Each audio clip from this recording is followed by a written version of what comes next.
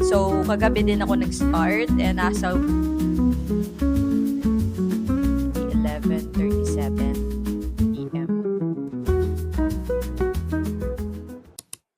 Hi! Welcome back. Actually, it's already 4:13 PM. And I know late na, pero kanina kasi hindi ako nag-phone or hindi ako nagbukas ng messages. I just woke up, do some my things, of course. Yun kasi yung goal ko right now. Kapag kagising ko, hindi ako magfo-phone unless na lang kung importante yon.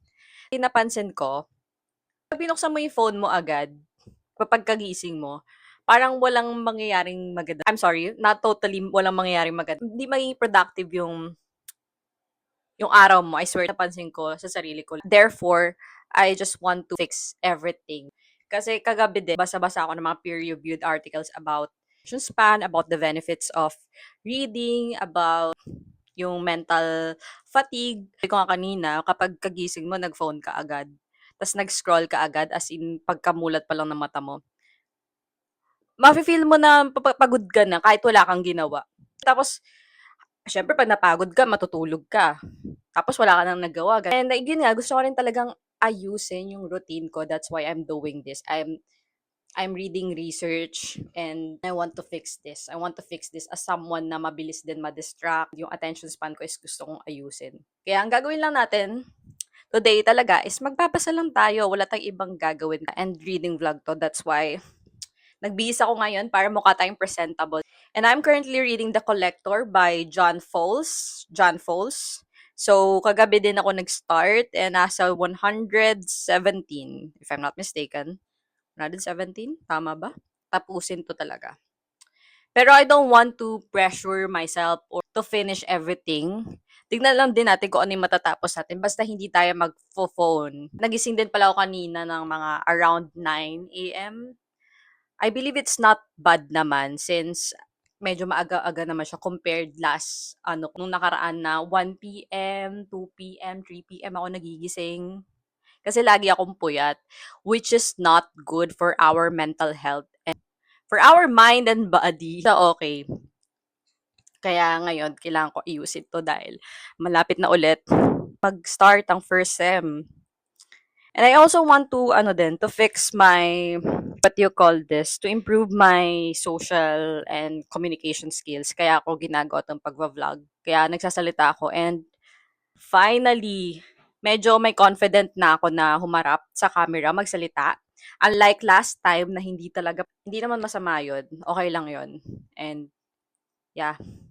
Ang hirap din kasi kapag masyado kang introvert na tao. Well, I'm very introvert but naging part ako ng broadcasting sa school ko nung high school ako kaya gusto ko siyang ibalik kahit papano. Yung hindi ko kailangan nag-stutter kasi ako madalas eh. Kaya yun, finifix natin to ngayon. And as a psych major, of course, gusto natin maging healthy rin ang ating mind. Lagi ang ating advocacy.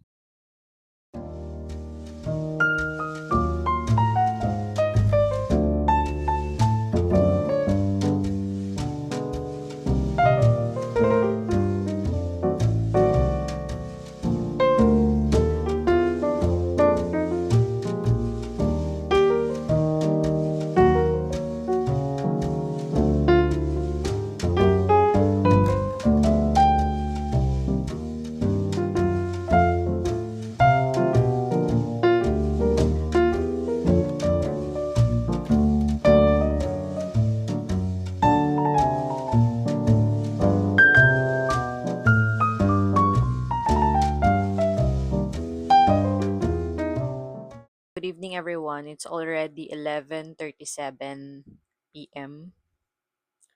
Di ako nakapagbasa kanina kasi may mga ginawa lang din dito sa bahay. May mga tinapos lang din, nagligpit lang din ng mga hugasin, ng ibang mga kalat. Pero before I go to sleep, magbabasa tayo kahit papaano, syempre.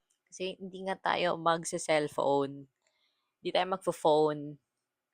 Tanggalin ko na rin yung mga nilagay ko kanina sa face ko. Hindi naman siya super dami. Ano lang siya, sunscreen, concealer, and yeah, powder lang. Tanggalin natin kasi Ayan, kasi eye bags ko kasi kaya ako nag-concealer. Random thought lang, parang ang laki ng eyes ko ngayon. Or is it because wala akong salamin? Camera angle? Pero ayan, 'pag wala tayong salamin ganyan yung eyes natin, visible talaga dito yung dark circle ko. Malaki talaga eye bags ko kahit anong gawin ko, anong pahid ko, gano'n talaga siya. Para diyan na 'yan simula nag-ano ako, naging pagtungtong ko ng 18 nakita ko na yung eye bag score dahil stress din ako that time, dahil pandemic nun. Okey lang. Natural 'yan, eh, tao tayo kaya nagkakaroon tayo eye bags. Ay Diyos ko, nagpa-quit pa siya. Tanggal tayo ng ating Anes. Nang makita niyo ang aking bare face.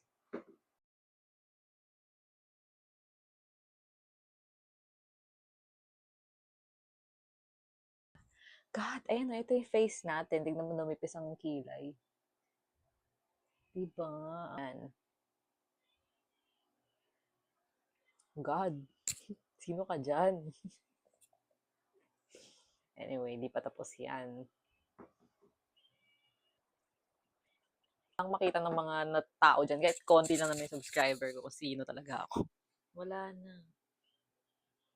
Ang dumi.